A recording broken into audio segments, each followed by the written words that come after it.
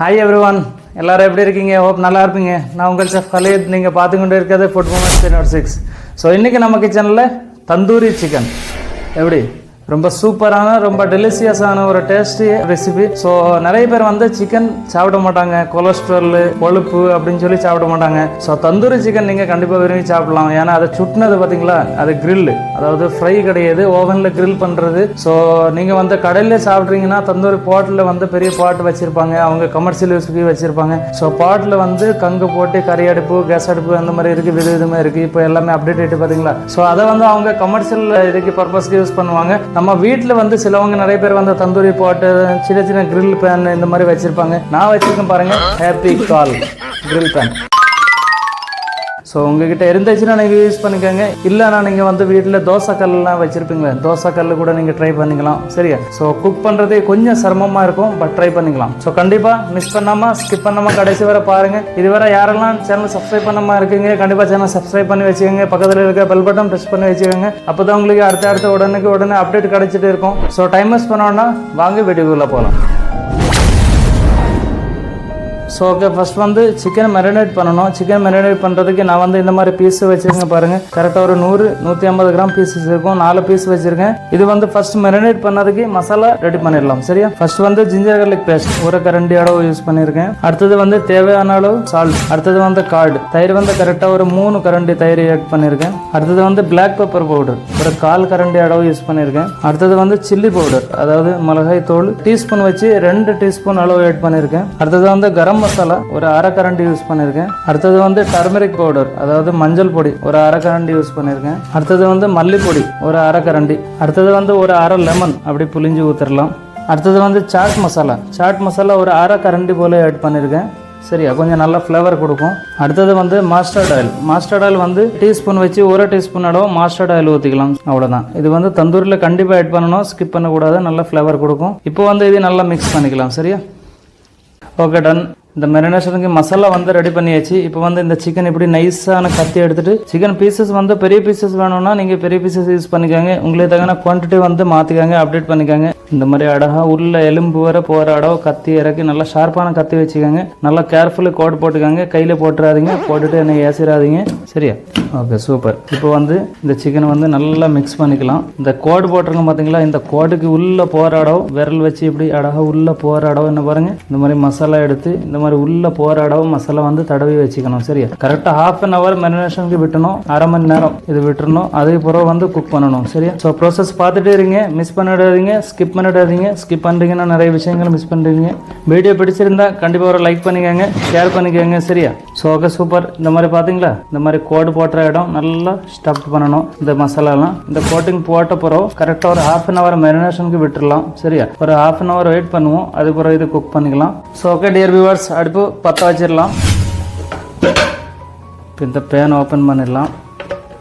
Open பண்ணிவிட்டு இதில் லைட்டாக மாஸ்டர்ட் ஆயில் 1 கரண்டியோட மாஸ்டர்ட் ஆயில் ஊற்றிக்கலாம். ஊற்றிட்டு இது 4 பக்கம் அப்படியே ராவிக்கலாம். சரியா? ஒரு சின்ன ஆயில் கோட்டிங் போட்டுக்கலாம். இப்போ தான் நல்லாயிருக்கும். இது நான்ஸ்டிக் தான், அடிப்பிடிக்கிற வாய்ப்பு இருக்காது. குக் பண்ணி முடிச்சுட்டு இது minus sauce, tomato sauce, green chutney, salad இந்த மாதிரி சார் பண்ணிக்கலாம். மைனஸ் சாஸ் வந்து ஏற்கனவே நம்ம சேனலில் அப்லோட் பண்ணியிருக்கோம், நீங்கள் செக் பண்ணி கூட ட்ரை பண்ணிக்கலாம். சரியா? பேன் ஹீட் ஆகிட்டு இப்போ ஒவ்வொரு பீஸ் அப்படி ஆட் பண்ணிக்கலாம்.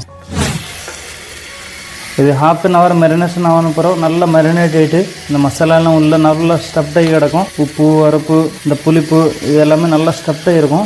இது அவசரப்பட்டுறீங்கன்னா உடனே வந்து குக் பண்ணுறீங்கன்னா உப்பு உரப்பு எல்லாம் ஸ்டஃப்ட் ஆகாது. உள்ளே வந்து உப்பு உரப்பு போகாது. வெளியில் கொஞ்சம் நல்லா இருக்கும், மசாலா லேயர் இருக்கிறத வரை நல்லா இருக்கும். உள்ளே வந்து அவிச்ச கோழி மாதிரி இருக்கும். ஸோ அதனால 1/2 hour எப்படியும் வெயிட் பண்ணி அது போடுங்க. சரியா? இப்போ வந்து பேன் அப்படியே ஓப்பனில் இருக்கட்டும். இந்த மாதிரி கிரில் பேன் வந்து நான் டெஸ்கிரிப்ஷன் பாக்ஸில் வந்து லிங்க் போடுறேன். இந்த கிரில் பேன் வந்து நீங்கள் அமேசான், ஃப்ளிப்கார்ட்டில் எல்லாம் அவைலபிள் இருக்கும். நீங்கள் விரும்புறீங்கன்னா நீங்கள் பர்ச்சேஸ் பண்ணிக்கலாம். சரியா? ஸோ இந்த பேனில் வந்து குக் பண்ணும்போது ஃபஸ்ட்டு இது போட்டுட்டு உடனே மூடக்கூடாது. ஏன்னா இந்த சிக்கன் கொஞ்சம் தண்ணி விடும். அந்த தண்ணி வந்து ட்ரை ஆகிற இடம் இப்படி திறந்து இருக்கணும். லாஸ்ட்டில் வந்து ஃபைனல் டச்சில் நம்ம மூடி வச்சுட்டு கொஞ்ச நேரம் ஒரு 10 நிமிஷம் குக் பண்ணுறோம்னா நல்லா சூப்பராக வந்துடும். ஃப்ளேம் ஹை ஃப்ளேமில் இருக்கட்டும். சரியா? குக் ஆகிட்டே இருக்கட்டும்.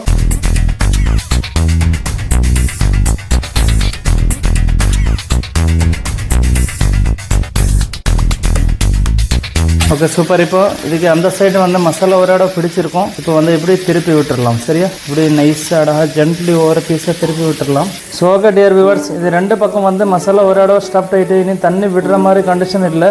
இப்போ வந்து மூடி போட்டுக்கலாம். மூடி போட்டு கரெக்டாக 10 நிமிஷம் ஸ்லோ ஃபயரில் வந்து குக் பண்ணணும். லைட்டாக கரியிற மாதிரி வரும், அதனால ஒன்றும் இல்லை. ஏன்னா இது கொழுப்பு இருக்குது பார்த்தீங்களா, கொழுப்பு வந்து கரியிற மாதிரி இருக்கும். ஸோ கொழுப்பு கம்ப்ளீட்டாக க்ளீன் பண்ணுறீங்கன்னா இந்த மாதிரி கரியாது சிக்கன், லேசாக கரியிற மாதிரி இருக்காது. தந்தூரி கொஞ்சம் கரியிற மாதிரி கொஞ்சம் ஸ்மோக் ஃப்ளேவர் இருந்தால் தான் தந்தூரி நல்லா இருக்கும், ஃப்ளேவர் நல்லா இருக்கும். ஸோ அதனால ஒன்றும் பிரச்சனை இல்லை. இப்போ கமர்ஷியல் பர்பஸ்க்கு அவங்க வந்து என்ன செய்வாங்கன்னா, ரெஸ்டாரண்ட்டில் ஒர்க் பண்ணுறக்கூடிய அவங்க ஒருவேளை இந்த வீடியோ பார்க்குறீங்கன்னா ரெஸ்டாரண்ட்டில் என்ன செய்வாங்க, நல்லா கம்ப்ளீட்டாக க்ளீனாக வந்து கொழுப்பு இல்லாமல் இந்த சிக்கன் வந்து வாஷ் பண்ணுவாங்க, க்ளீன் பண்ணுவாங்க. ஏன்னா அவங்க வந்து அது சேல்ஸ் பர்பஸ்க்கு யூஸ் பண்ணுறாங்க பார்த்தீங்களா. ஸோ அட்ராக்டட் இருக்கணும், அதனால அவங்க இந்த மாதிரி பண்ணுவாங்க. ஸோ நம்ம இது ஃபேமிலிக்கு தானே யூஸ் பண்ண போகிறோம், அதனால கொஞ்சம் லைட்டாக கொழுப்பு இருந்துச்சுனாலும் பிரச்சனை இல்லை. இப்போ இது க்ளோஸ் பண்ணிடலாம்.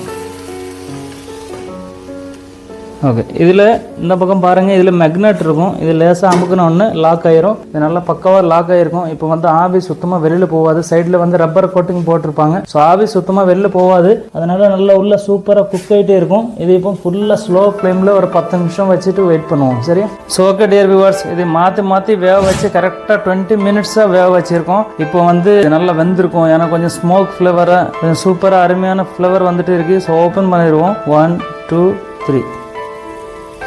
வாவ், நல்ல மணமாக இருக்குது, சூப்பராக இருக்குது. நான் பாருங்கள் பீஸு பார்த்தீங்களா, லைட்டாக உடச்சி பார்ப்போமா பீஸ் எப்படி என்ன பாருங்கள், எப்படி வந்திருக்கு லைட்டாக பார்த்துக்கங்க. என்ன பாருங்கள், எடுத்த உடனே எப்படி வருதுன்னு பார்த்தீங்களா, நல்லா சூப்பராக இருக்குது பாருங்கள். இப்படி அழகாக நல்லா உடச்ச உடனே என்ன பாருங்கள், எடுத்த உடனே எப்படி நல்லா சூப்பராக பிச்சு வருது. ஸோ ஜம்முன்னு வந்திருக்கும். இது இப்படி ஒரு பிளேட்டில் ரிமூவ் பண்ணிடலாம்.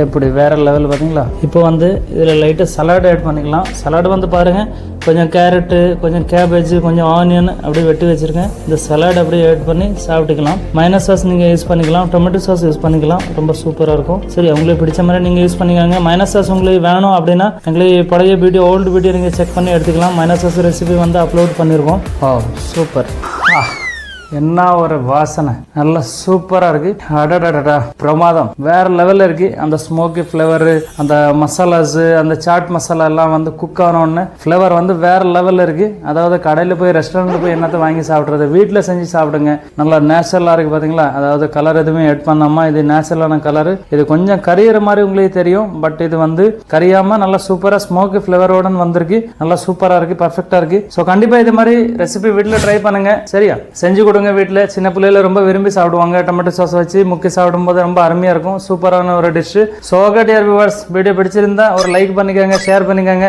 ட்ரை பண்ணுங்க, ரெசிபி ட்ரை பண்ணிட்டு பிடிச்சிருந்தால் லைக் பண்ணிக்கோங்க, ஷேர் பண்ணிக்கோங்க. சரியா, கண்டிப்பாக கமெண்ட் டைப் பண்ண மறந்துடாதீங்க. அதே மாதிரி நீங்கள் எங்கேருந்து பேசுறீங்க, உங்கள் பேர் என்ன, அதுவும் சேர்த்து டைப் பண்ணிக்கோங்க. அப்போ தான் உங்களுக்கு ஒரு தேங்க்ஸ் சொல்கிறதே வாய்ப்பு கிடைக்கும். ஸோ ஓகே, இதே மாதிரி அடுத்த அழகான ரெசிபியோட உங்களோட சந்திச்சுட்டே இருப்போம். அதை வர ஜெய்ஹிந்த், ஜெய் பாரத்.